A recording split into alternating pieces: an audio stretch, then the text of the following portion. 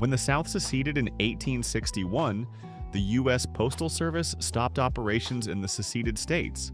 That made one of the Confederacy's first orders of business to establish a functioning postal system.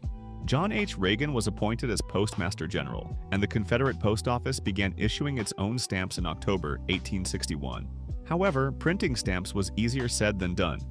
The Confederacy had much fewer resources than the Union, and their access to printing facilities, paper, and ink were limited. There were also complications caused by the Union's naval blockade, an increase in wartime mail volume, and competition for money and resources with the military. The first 5 stamp designs picture Confederate President Jefferson Davis. They were produced by the Richmond firm Hoyer and Ludwig using stone lithography, a more primitive printing method that led to lower quality impressions. Beginning with CSA 6, shipments of stamps and printing equipment were sent from London.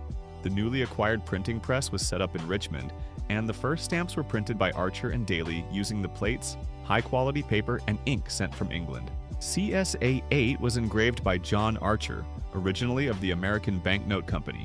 He modified the 2-cent blackjack stamp to create the first engraved stamp issued by the Confederacy. Archer also engraved CSA 9 and 10. CSA 10 was made when the original copper plate wore out quickly and a new stamp was needed. It was the first to use a numeral instead of spelling out the denomination. This made it quicker and easier for postal clerks to identify stamp denominations when handling large volumes of mail. CSA 11 came next and shows a similar portrait to that of CSA 10, just without frame lines.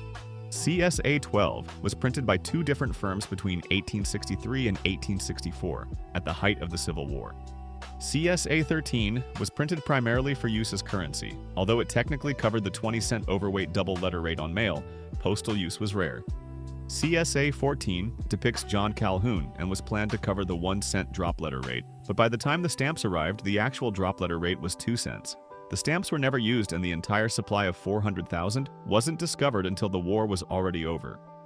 In the end, the entire major catalog of Confederate States stamps comes to just 14 major Scott numbers.